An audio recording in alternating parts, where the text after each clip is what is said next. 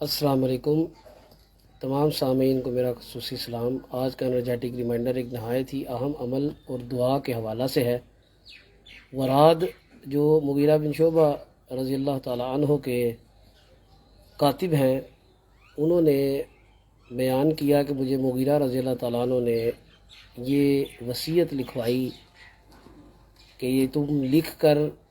معاویہ رضی اللہ تعالیٰ عنہ کو بھیج دو۔ اس میں کیا لکھوایا انہوں نے کہ رسول اللہ صلی اللہ علیہ وآلہ وسلم ہر نماز کے بعد یہ بڑی اہم دعا ہے، یہ پڑھا کرتے، لا الہ الا اللہ وحدہ لا شریک لہ لہ الملک ولہ الحمد وہو علی کل شیء قدیر، اللہم لا مانع لما آتیت ولا موتی لما منعت ولا ینفع ذا الجد منک الجد، کہ اللہ کے علاوہ کوئی معبود برحق نہیں ہے، ہر قسم کی بادشاہت اللہ کی ہے اور اللہ کے علاوہ کوئی فاعل حقیقی نہیں ہے، اور اللہ تعالیٰ ہی جب کسی کو کوئی چیز عطا کریں تو وہ چیز کسی کو مل سکتی ہے، اور اللہ جب کسی سے کوئی چیز روک لیں تو وہ اس کو کوئی کائنات کی شخصیت طاقت اس کو نہیں دے سکتی،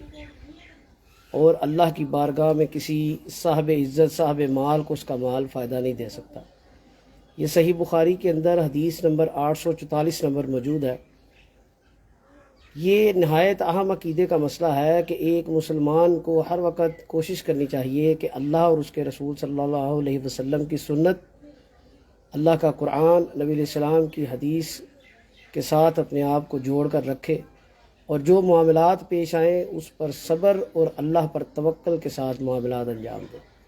کیونکہ اس کائنات میں کوئی بھی ایسا معاملہ نہیں ہے جو اللہ کے حکم کے بغیر ہوتا ہو۔ عبد القادر جیلانی رحمۃ اللہ علیہ نے اپنے بیٹے کو بھی یہی نصیحت فرمائی۔ وہ وصیت کرتے ہیں کہ اے بیٹے، اس بات کو یاد رکھنا، لا فاعل،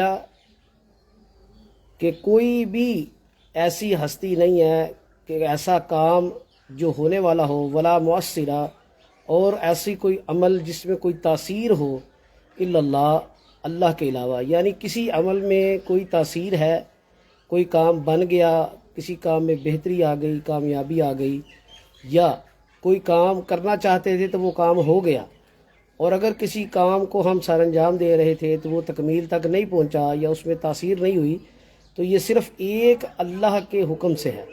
اور اپنے آپ کو زیادہ کھپانے کی بجائے، تھکانے کی بجائے، گلے شکوے کرنے کی بجائے اپنے آپ کو اللہ کے فیصلوں کے سپرد کر دینا چاہیے۔ تو اللہ سے دعا ہے اللہ تعالیٰ مجھے بھی اور آپ کو بھی